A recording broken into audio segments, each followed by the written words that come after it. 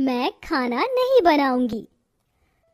माँ, मैं नहीं आ रही रसोई में, बहुत गर्मी हो रही है। बेटी, रसोई में तो तुझे जाना ही होगा, तेरी शादी होने वाली है, तुझे सारा खाना बनाना आना चाहिए।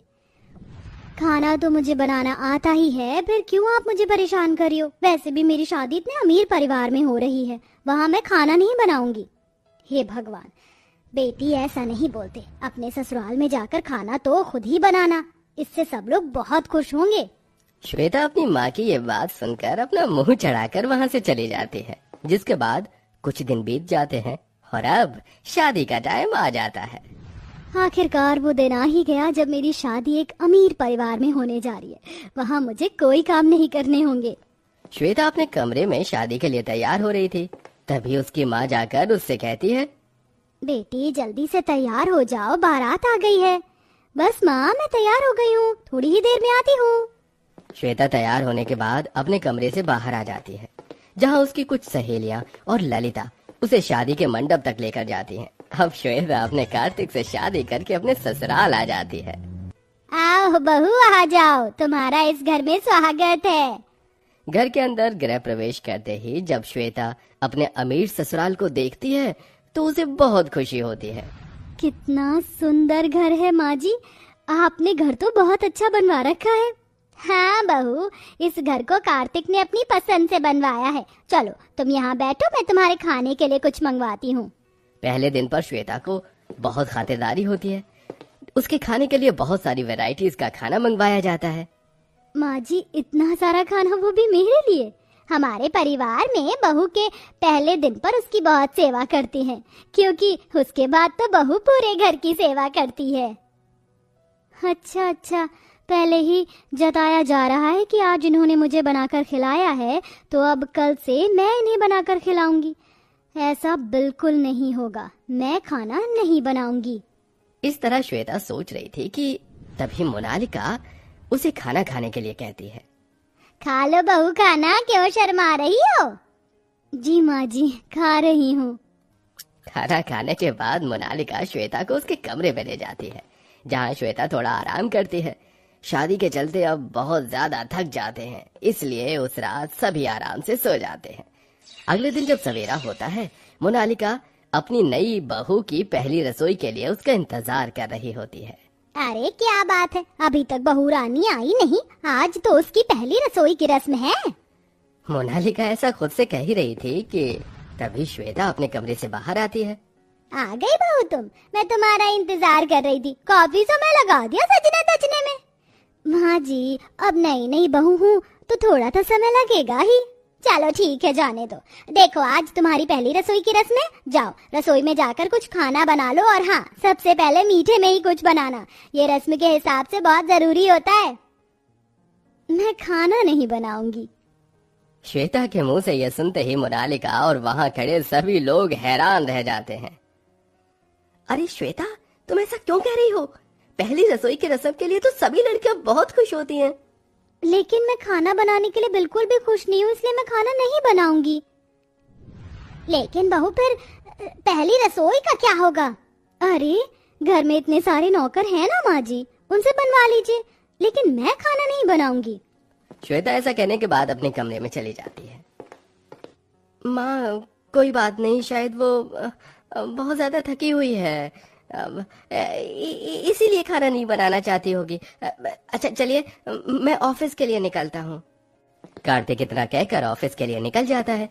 इसके बाद मोनालिका अपने घर की शांता से कहकर खाना बनवा लेती है। शांता, एक काम करो, नई बहू रानी के कमरे में उसका खाना भिजवा दो। ठीक है माँ जी, अभी भिजवा देती हूँ।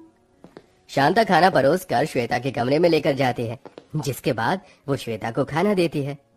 बहू रानी, नाश्ता कर लीजिए। खाना देखकर श्वेता बहुत खुश होती है। अरे वाह, अब तो मजा ही आ गया, अब तो बिना मेहनत के ही खाना खाने को मिलेगा। श्वेता को ये कहते हुए शांता सुनती है तो उसे थोड़ा अजीब लगता है, तो वो श्वेता से पूछती है। बहू रानी, बुरा ना मानो तो एक बात पूछ सकती हूँ? हाँ हाँ, पूछो। आप खाना क्यों नहीं बनाना चाहती हो? क्योंकि बचपन में जहाँ मेरी खेलने कूदने की उम्र थी, वहाँ मेरे हाथों में चूल्हा चौका लग गया था। मेरी माँ को पैरालाइज हुआ था और मुझे ही खाना बनाना पड़ता था। मेरी शादी के 2 से 3 साल पहले ही मेरी माँ का इलाज हुआ था और वो ठीक है अब। लेकिन इस दौरान मैं खाना बनाने से बहुत ज्यादा ऊब गई हूँ और अब मैं खाना बिल्कुल नहीं बनाना चाहती। शांता ये सुनकर चुपचाप वहाँ से चली जाती है। इसी तरह अब रोजाना श्वेता को कोई भी खाना बनाने के लिए कहता तो वो सबको एक ही बात कहती, मैं खाना नहीं बनाऊंगी। ओहो, आज तो शांता आई नहीं, उसकी तबीयत खराब है शायद। फिर आज बहू ही अपने हाथों का कुछ बनाकर खिला ही दे, एक बार पूछ ही लेती हूँ। मोनालिका श्वेता के पास जाती है। बहू, आज शांता काम पर नहीं आई है, उसकी तबीयत खराब है, तुम खाना बना लोगी? मैं खाना नहीं बनाऊंगी। लेकिन बहू, माँ जी, मैंने कहा ना, मैं खाना नहीं बनाऊंगी। मोनालिका ये सुनकर चुपचाप श्वेता के कमरे से बाहर आ जाती है, जिसके बाद वो खुद ही रसोई में जाती है और खाना बनाने लगती है। लो जी, कर लो बात। बहू होने के बाद भी रसोई में मुझे खड़ा होना पड़ रहा है। ये कैसा नसीब है मेरा, पता नहीं बहू के हाथों का खाना कब नसीब होगा। रसोई में खाना बनाते बनाते मोनालिका को एक आइडिया आता है।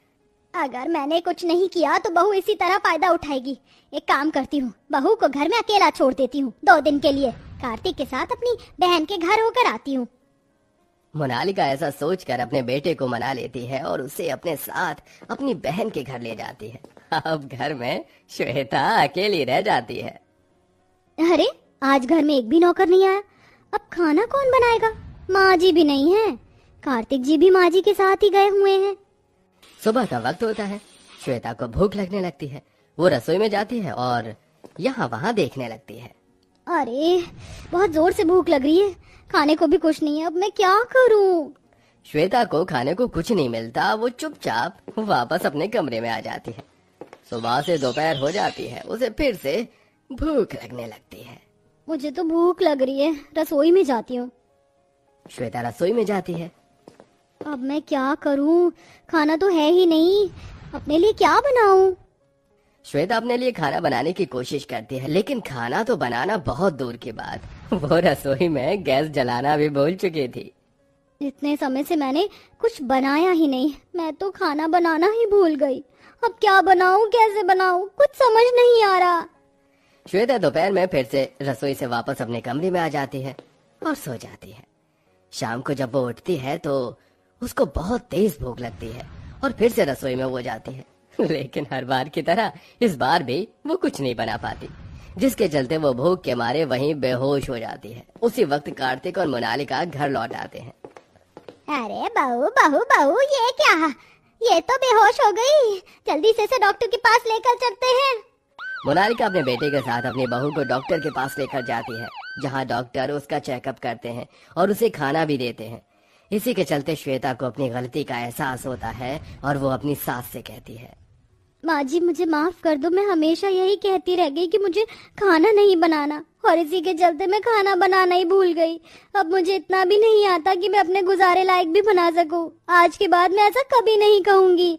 आप मुझे खाना बनाना सिखा दो, मैं फिर से पहले की तरह खाना बनाना चाहती हूँ। हाँ हाँ बहू, बिल्कुल, मैं तुम्हें खाना बनाना सिखाऊंगी। इस तरह मोनालिका अपनी बहू को खाना बनाना सिखाती है, जिसके बाद श्वेता पहले की तरह अच्छा अच्छा खाना बनाने लगती है और वो अपने हाथों से खाना बनाकर अपने ससुराल में सभी को खिलाती और वो सब एक साथ खुशी खुशी रहने लगते हैं।